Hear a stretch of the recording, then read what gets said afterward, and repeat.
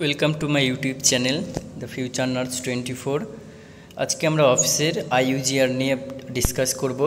তোমরা আগে যারা ভিডিওগুলো দেখোনি, আগের দিন আমি জিডিএম নিয়ে পড়িয়েছিলাম, তো সেটা তোমরা দেখে লিস্টে দেওয়া থাকবে। আজকে চলো আইইউজিআর নিয়ে ডিসকাস করা যাক।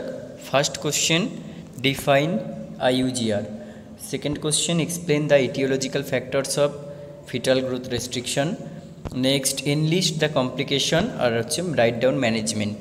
তো এর মধ্যে আমরা আজকে প্রথম দুটো কোশ্চেন নিয়ে ডিসকাস করব। আইইউজিআর যে টার্মটা রয়েছে, তোমরা অনেকে হয়তো জানো বা অনেকেরই এই সম্বন্ধে ধারণা আছে। প্রথমত আইইউজিআর নিয়ে ডিসকাস করি। আইইউজিআরের ফুল ফর্ম কি? Intra uterine fetal growth restriction. First definition, তাহলে এই টার্মটা যদি তোমরা ভাঙো, ইন্ট্রা ইউট্রাইন অর্থাৎ ইউটেরাসের মধ্যে থাকা অবস্থায়, ফিটাল অর্থাৎ ফিটাস, গ্রোথ রেস্ট্রিকশন অর্থাৎ তার গ্রোথটা যেটা হওয়ার কথা সেটা ঠিকঠাক মতো অপটিমাম মতো হচ্ছে না, গ্রোথটা রেস্ট্রিক্ট হচ্ছে। ফার্স্ট ডেফিনিশন দেখো, আইইউজিআর ইজ এ সিনড্রোম।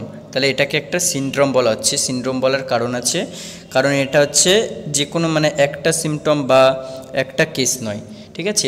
এর মধ্যে সিনড্রোম কেন বলা হচ্ছে? Where fetus fails to reach its growth potential due to several underlying disorder related to maternal, fetal or placental. তাহলে দেখো সিনড্রোম বলার কারণ কি, তাহলে এতক্ষণে বুঝতে পারলে।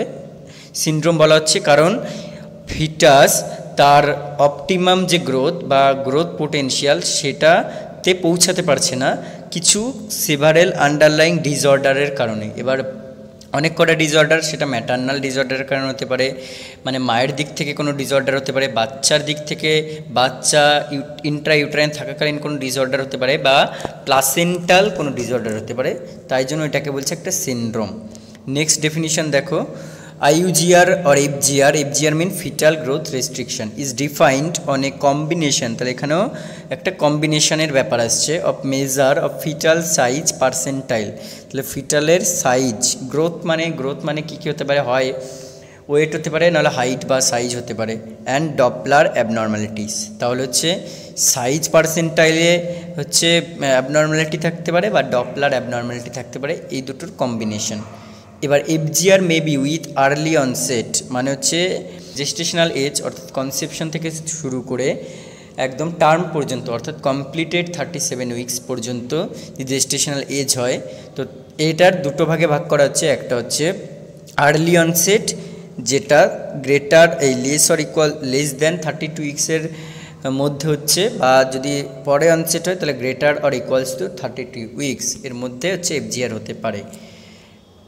আর একটা ডেফিনিশন দেখো, FGR বা IUGR has been defined as the rate of fetal growth that is below normal in light off the growth, মানে হচ্ছে নর্মাল গ্রোথের থেকে যদি রেঞ্জের নিচে হয় গ্রোথ পোটেন্সিয়াল, তাহলেই তাকে হচ্ছে IUGR আমরা বলছি। Of a specific infant as per the race and gender of the foetus. Incident rate কত হতে পারে? এর ইনসিডেন্ট রেট হচ্ছে, যদি আমরা LBWর ক্ষেত্রে বলি তাহলে হচ্ছে 1/3। তারপর হচ্ছে যদি টার্মের ক্ষেত্রে বলি তাহলে হচ্ছে 5%। যদি হাই ইনকাম গ্রুপ কান্ট্রিতে বলি তাহলে হচ্ছে 2 to 8%। আর যদি পোস্ট টার্মের ক্ষেত্রে বলি তাহলে হচ্ছে 15%। তাহলে এটা হচ্ছে এর ইনসিডেন্ট রেট। এরপরে যদি আমরা টাইপ নিয়ে আলোচনা করি, তাহলে IUGR কত টাইপসের হতে পারে সেটা যদি আমরা বলি, তাহলে দেখো একটা হচ্ছে সিমেট্রিক্যাল IUGR, একটা হচ্ছে অ্যাসিমেট্রিক্যাল IUGR, আর একটা হচ্ছে মিক্সড IUGR। তাহলে এই IUGR পড়ার পরে বা ডিসকাস করার পরে যদি কারো কনফিউশন থাকে তাহলে অবশ্যই কমেন্ট করবে।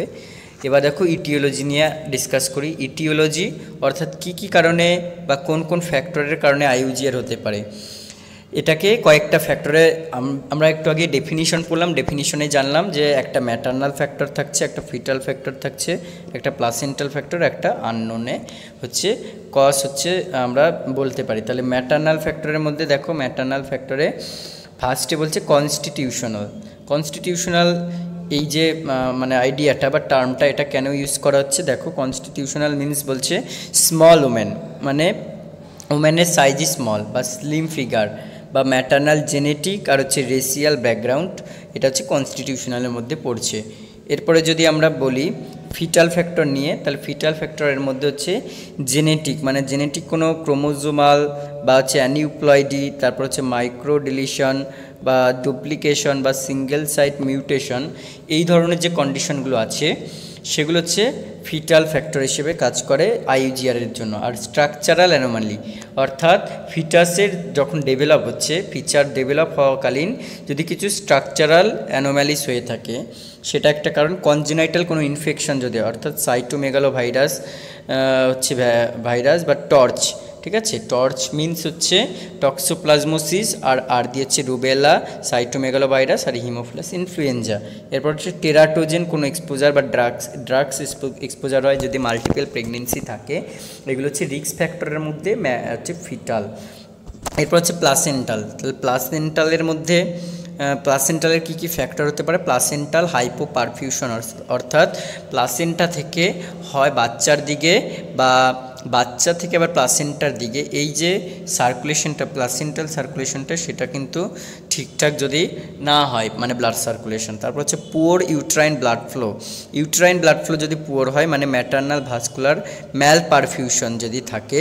তারপর হচ্ছে আরও কয়েকটা কন্ডিশন দেখো রয়েছে, যেমন হচ্ছে যদি কোনো রকম ইনফ্রাকশন থেকে থাকে বা অ্যাব্রাপশন, তারপর হচ্ছে মোজাইজম, নেক্সট হচ্ছে ডায়াবেটিস উইথ ভাস্কুলার ডিজিজ, তারপর হচ্ছে অ্যান্টিফসফোলিপিড সিনড্রোম, নেক্সট হচ্ছে প্লাসেন্টাল ইনফ্লামেশন, মানে হচ্ছে ভিল্লাইটিস। ভিল্লাইটিস মিন হচ্ছে ভিল্লি থেকে যে ইনফ্লামেশন হচ্ছে প্লাসেন্টার ভিল্লিতে, সেটার কারণে। এরপর সিলিক্যাল কর্ড ফ্যাক্টরের মধ্যে দেখো 1 নম্বরে রয়েছে increased cord length. Cord length normal যে লেন্থ হওয়ার কথা তার থেকে যদি ইনক্রিজড লেন্থ থাকে। তারপর হচ্ছে সিঙ্গেল আম্বিলিক্যাল আর্টারি, এটাও একটা আম্বিলিক্যাল কর্ড ডিফেক্ট হচ্ছে, বা হচ্ছে ভেলামেন্টাস কর্ড ইনসারশন, বা হচ্ছে ট্রু নট ইন কর্ড। এরপর আননোন, যে মানে যেটা 40% কজ ছিল আননোন কজ, সে আননোন কজের মধ্যে রয়েছে দেখো % রয়েছে আননোন কজের মধ্যে। একটা হচ্ছে ম্যাটার্নাল, মানে প্রেডিক্টিভ ফ্যাক্টর অফ আইজিওর মধ্যে ম্যাটার্নাল বলছে এল্ডারলি এজ যদি থাকে, বা আন্ডার ওয়েট, বা হচ্ছে সিভিয়ার অ্যানিমিয়া বা হিমোগ্লোবিনোপ্যাথিস। তারপর হচ্ছে মেডিকেলের মধ্যে হাইপার টেনশন, তারপর হচ্ছে SLE, IBS, এপিএলএস, TM, CKD.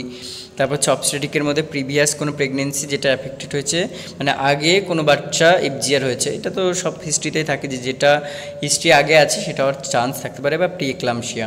Next হচ্ছে বায়োকেমিক্যাল মার্কার্সের মধ্যে লো যে ফ্যাক্টরগুলো রয়েছে, লো পিএলজিএফ, তারপর হচ্ছে লো পিএপিপিএ, হাই এএফপি, এগুলো হচ্ছে এফজিআরের কজ হতে পারে। বায়োকেমিক্যাল মার্কার, এগুলো একটা সিলেক্টিভ মার্কার, একটা হচ্ছে বায়োকেমিক্যাল মার্কার হিসেবে কাজ করে। তাহলে পিএলজিএফ যদি লো থাকে, এগুলো হচ্ছে একটা কজ। ইউএসজি বেসড মার্কারের মধ্যে ইউটিএ হচ্ছে পিআই গ্রেটার দ্যান 95%, বা ইউটিএ হচ্ছে নচিং, বাইল্যাটারাল নচিং যদি থাকে। তারপর হচ্ছে সিঙ্গেল আম্বিলিক্যাল আর্টারি, যেটা আগেও কজ পড়লাম। নেক্সট হচ্ছে velamentous cord insertion, abnormal placental morphology.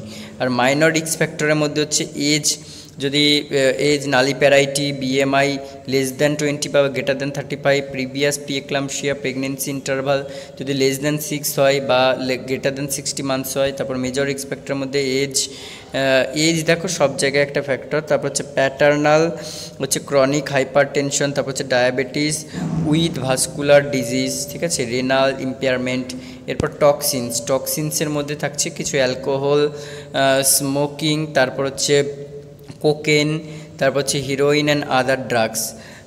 Next যে কজ সেটা হচ্ছে আদার্সের মধ্যে দেখো আইভিএফ, সিঙ্গেলটন প্রেগনেন্সি, মানে ইনভিট্রো ফার্টিলাইজেশন করে সিঙ্গেলটন প্রেগনেন্সি এসছে, বা poor weight gain during pregnancy, anaemia, malnutrition, hypoxaemia, SGA, তারপর হচ্ছে স্টিল বার্থ, এগুলো হচ্ছে হিস্ট্রিতে রয়েছে।